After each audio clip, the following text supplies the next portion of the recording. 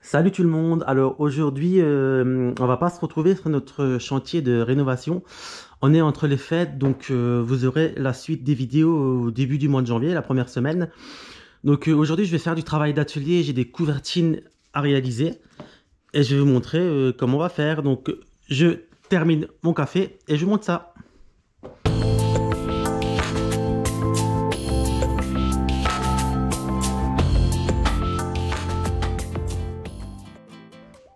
Voilà, donc là j'ai réalisé mon coffrage. Bon, j'en ai une quinzaine à faire, les autres je vais les faire dehors, celle-là je vais la faire au chaud avec vous. Donc c'est pour un mur de 30, donc mon mur avec l'enduit terminé va faire 30. Donc là j'ai fait une couvertine de 40 parce qu'il faut que la couvertine sorte de 5 cm de chaque côté du mur. Donc j'ai fait 40 sur 60. Donc j'ai fait une hauteur de couvertine de 6 cm. Et de côté j'ai légèrement arrondi ma couvertine pour que l'eau puisse s'évacuer le plus rapidement possible. Donc maintenant, je vais vous montrer comment on va mettre nos gouttes d'eau. Donc voilà, j'ai découpé nos deux gouttes d'eau. C'est des baguettes en plastique comme ça, avec un creux dedans, vous voyez. Donc on va les positionner dans notre couvertine. Donc on va prendre, j'ai préparé un gabarit de 1,5 cm et on va les mettre à 1,5 cm du bord. Donc on va faire cette opération de ce côté. Et de ce côté, on va aligner et on va le clouer avec des petits clous. Il est très important de prendre des petits clous et pas des grands clous parce que après, quand vous allez décoffrer, si vous allez prendre des grands clous pour le clouer, vous allez arracher la baguette. Donc il faut mettre des tout petits clous vraiment pour que ça tienne à peine. Donc je cloue ça et je vous reprends. Voilà, j'ai cloué mes deux gouttes d'eau. Alors je vais vous expliquer pourquoi on va mettre ces petits gouttes d'eau. Parce que quand notre couvertine sera finie, donc l'eau qui va couler dessus va couler le long de la couvertine, va couler sur ce petit rebord et ensuite va faire ce chemin là et couler contre votre mur. Donc avec cette goutte d'eau, l'eau va faire le même trajet jusqu'à là, mais quand elle va arriver là, vous voyez, elle va rentrer dans votre goutte d'eau et avec ça vous n'allez pas avoir de coulure sur votre mur. Donc au début on le verra pas, mais avec les années, si vous mettez pas ça, ça va être un massacre votre mur. Donc moi je vous conseille de mettre ces petits gouttes d'eau. En plus c'est vite mis et ça coûte pas une fortune. Maintenant, on va passer au ferraillage. Je vais vous montrer ça tout de suite. Voilà, donc le ferraillage, hein, c'est rien de spécial. Hein. J'ai juste pris un trait soudé, un petit trait soudé, et j'ai rajouté 2 barres parce que c'était un peu trop espacé. Voilà, mais on va pas le mettre tout de suite. On va d'abord mettre une fine couche de béton. On va mettre le treuil en bas et on va remplir de mortier notre couvertine. Donc maintenant, ce qu'on va faire, je vais vous montrer comment faire notre béton. C'est parti. Donc voilà, donc pour la première, j'ai préparé mon béton dans la brouette pour vous montrer. Les prochaines que j'ai à faire, je vais les faire dans la bétonnière, bien sûr. Là, c'est vraiment juste pour vous montrer. Donc là, j'ai mis 6 pelles de mélange 0,25 et j'ai rajouté mon ciment. J'ai à peu près mis 2 pelles et demie de ciment. 2 pelles et demie, c'est bien. Ensuite, notre client veut des couvertines noires. Donc je vais mettre mon colorant dans le béton. Donc vous voyez, il y a marqué une dose pour un sac de ciment. Donc vous faites à peu près le calcul, combien ça fait. Moi j'ai fait mon calcul et ça me donne ça. Donc ce que vous faites avant, vous allez mettre votre colorant dans de l'eau à part et vous allez bien les mélanger de façon à ce que ça soit bien homogène après. On le mélange bien. Moi, en attendant, je vais mélanger mon ciment avec mon mélange et je vous montre ça.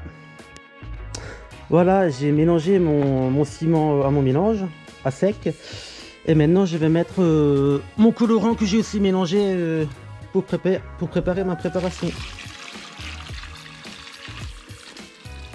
Donc vous en mettez un peu moins d'eau, vaut mieux en rajouter que s'il y a trop d'eau.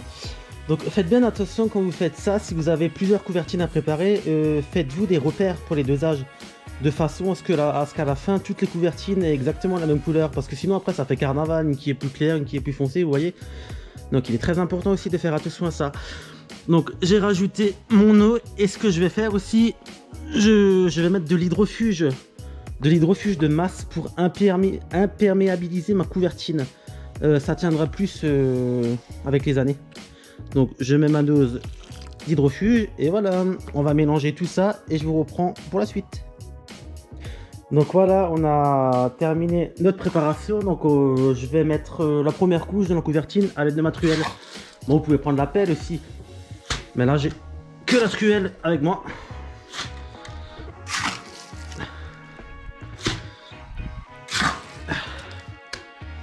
Donc vous voyez, on va pas remplir toute la couvertine. On va déjà bien l'égaliser. Et vous voyez, avec la truelle, bien remplir au niveau des baguettes.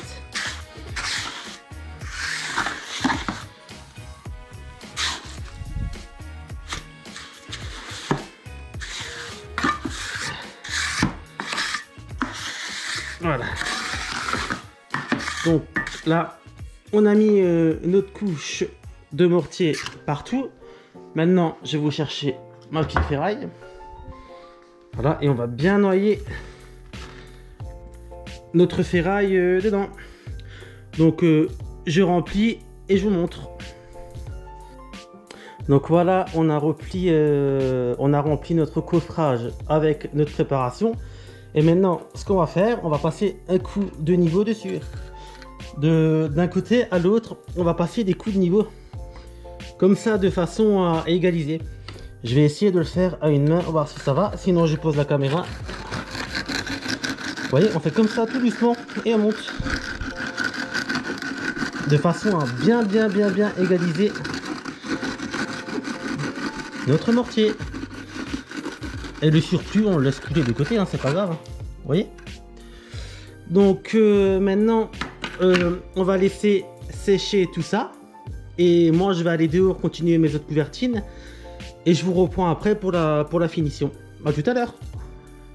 Alors, je vous reprends. Je suis venu contrôler ma couvertine. Hein, mais vous voyez, c'est pas encore sec à mon avis. Ça sera pas sec avant une bonne heure. Hein. Vous voyez comme on a une belle couvertine. Bien arrondie, bien harmonieuse. Allez, à tout à l'heure. Voilà, une heure plus tard, on se retrouve. On voit bien que notre béton a tiré et qu'il est prêt à être taloché. Donc comment savoir quand il est bon? Vous mettez votre main dessus et il faut pas que votre main elle s'enfonce dedans, faut pas faire de traces, faut qu'il soit bien dur et pas sec, de façon à pouvoir faire la finition dessus. Donc je vais vous montrer comment on va faire. Donc on va prendre la taloche et on va pas talocher en rond parce que notre couvertine est arrondie comme ça, vous voyez. On l'a fait arrondi, donc si on taloche en rond, on va faire des trous dedans. On va talocher de part en part. Vous voyez, de gauche à droite, comme ça. Donc je vais vous montrer ça, je vais le faire à une main, je vais essayer si ça marche. Vous voyez ?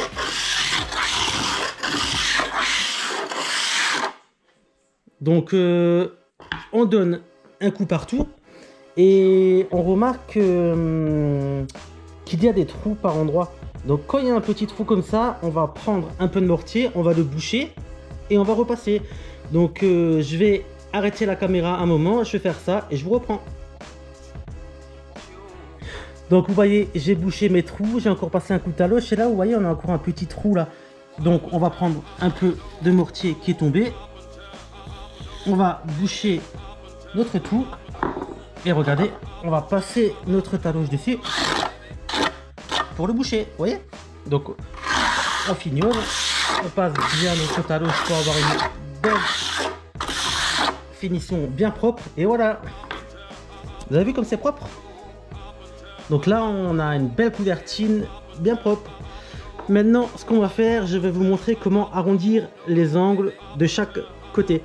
Donc c'est pas la peine de les arrondir de ce côté là parce que de ce côté là on aura l'autre couvertine, à moins que ce soit une couvertine de tête.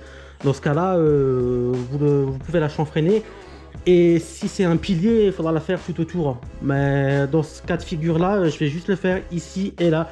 Donc je vais vous montrer ça, je vais chercher mon outil.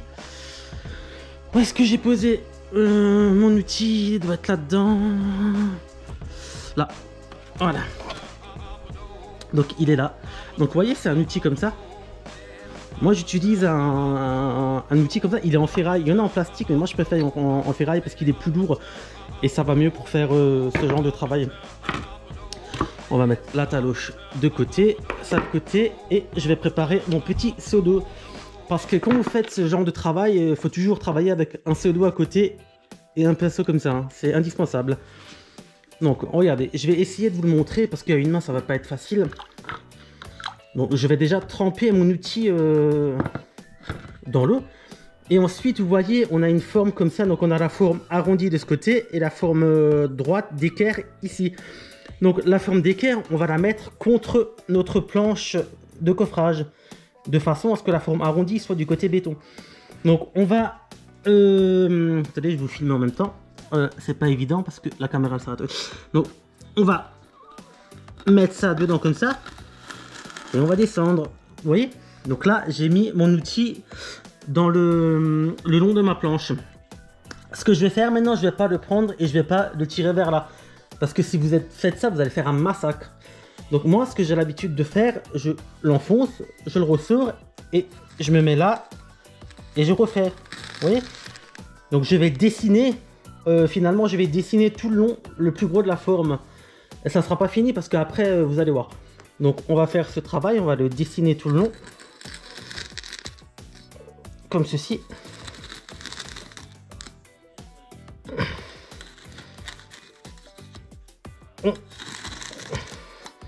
Donc là on a dessiné notre arrondi tout le long. Ensuite ce qu'on va faire, on va prendre notre outil et on va passer un coup partout de façon à boucher tous les petits trous. Vous voyez comme ça, on va boucher tous les petits trous.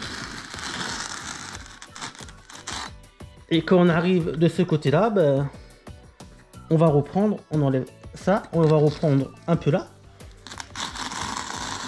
Et on va passer comme ça.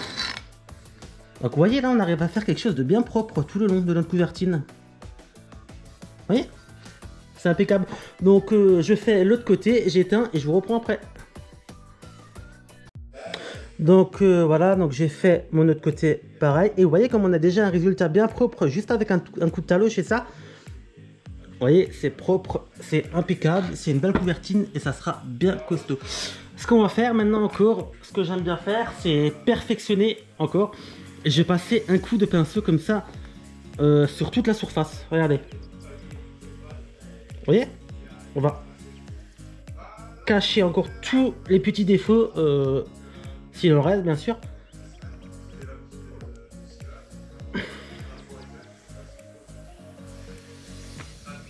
Et voilà, on a notre couvertine qui est prête. Donc, oui, je peux me rapprocher. Hein. On a un résultat bien propre partout. Donc maintenant, c'est pas terminé. Ce qu'on va faire, on va décoffrer, mais décoffrer tout doucement, de façon à passer encore un coup sur nos flancs de côté qui seront apparents, donc des deux côtés. Donc, je décoffre et je vous reprends après. À tout de suite. Et voilà le travail. J'ai terminé ma couvertine. J'ai tout décoffré, j'ai tout enlevé. Allez, je vais vous montrer d'un peu plus près. Donc vous voyez, c'est propre. Donc on va laisser sécher une petite semaine. Et après on pourra la poser. Je vais la poser sur un mur. Donc il y a un chaînage dessus. Donc je vais la poser avec de la colle à carrelage. En attendant, moi je vais aller dehors terminer mes autres couvertines. Parce que j'en ai quand même une vingtaine encore à faire. Enfin, elles sont déjà faites. J'ai juste la finition à faire encore dessus maintenant. Donc je vous remercie d'avoir regardé ma vidéo et si cette vidéo vous a plu, mettez un petit pouce, abonnez-vous. Salut, salut!